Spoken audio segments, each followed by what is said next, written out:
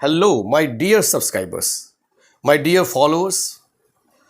आज spoken English को ध्यान में रखते हुए एक और सेंटेंस, यदि हम और आप इस तरह से बात करते हो कि वह बोलता रह गया, वह नाचता रह गया, वह खेलता रह गया, वह पढ़ता रह गया, वह सोचता रह गया, तो इस तरह के सेंटेंसेस का इंग्लिश फॉर्मेशन क्या होगा? इस तरह के सेंटेंस अतीत काल में एक पास्ट इवेंट को शो करता है और पास्ट इवेंट में काम शुरू हुआ है पास्ट टाइम में और काम की निरंतरता निर्देशित करता है, कॉन्टिन्यूटी को शो करता है। The work has started in the past time and it is still continued. It is shown by this type of sentences. Yes or not? Then how we have to make this type of sentences into English? How we should translate? We will learn in this video. Video lecture will be knowledgeable. So I am requesting to you, don't skip the video and watch till the last. इसमें हम सीखेंगे कि इसे keep on, keeps on या keep plus verb one plus ING का प्रयोग मैंने आपको बताया है। उसी का सेकेंड फॉर्म कैप्ट से बनाएंगे, subject plus kept plus verb one plus ING. देखिए सेंटेंस कुछ मैंने लिखा है कि वह बोलता रह गया, वह खाता रह गया, वह देखता रह गया, वह नाचता रह गया, वह पढ़ता रह गया, वह लिखता रह गया, वह गाता रह गया, वह हंसता रह गया, वह सोचता रह गया, वह नहाता रह गया। छोटे छोटे सेंटेंसेस हैं, इसे आप नहीं जानेंगे इंग्लिश में नहीं बोल पाएंगे। और यदि इंग्लिश बोलना सीख जाएंगे, इसके फॉर्मेशन को सीख जाएंगे, तो इंग्लिश स्पीकिंग आपके लिए एकदम applying butter on the bread just like उसके जैसा हो जाएगा। जैसे वह बोलता रह गया, तो रूल में स्ट्रक्चर में क्या लिखा है? Subject plus kept plus verb one plus ING plus other words. तो होगा वह ही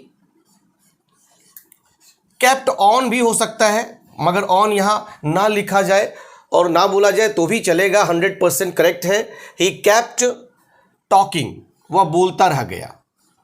इससे पता चल रहा है कि उसे किसी ने रोका टोका नहीं, वह बोलता रह गया। किसी मुद्दे पर उसको बोलने का मौका दिया गया और वह बोलता रह गया।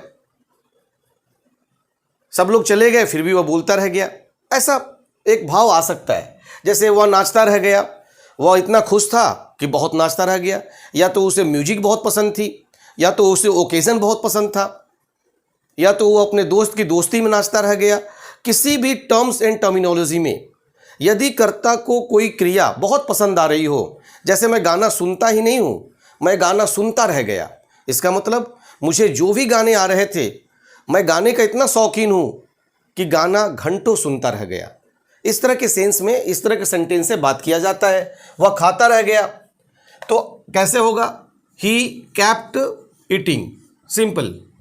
Subject plus kept plus verb one plus ING, it में आईएनजी जोड़ दिया, ही कैप्ट ईटिंग।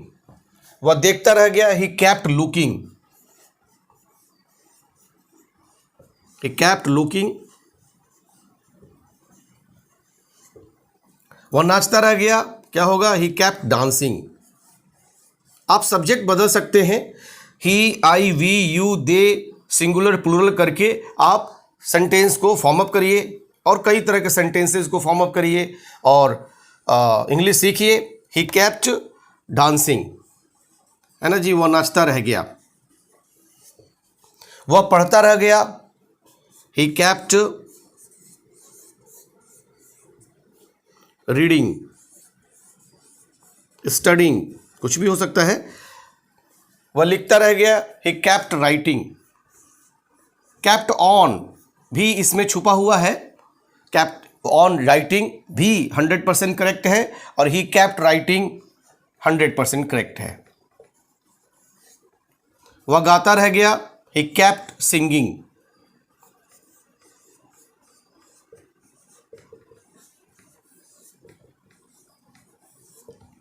वह हंसता रह गया, he kept laughing, he kept laughing. वह सोचता रह गया, ही कैप्ट थिंकिंग।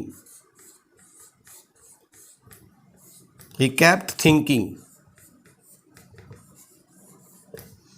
वह नहाता रह गया, ही केप्ट टेकिंग बाथ, या he kept bathing, but he kept taking bath ज़्यादा अच्छा रहेगा। He kept taking bath.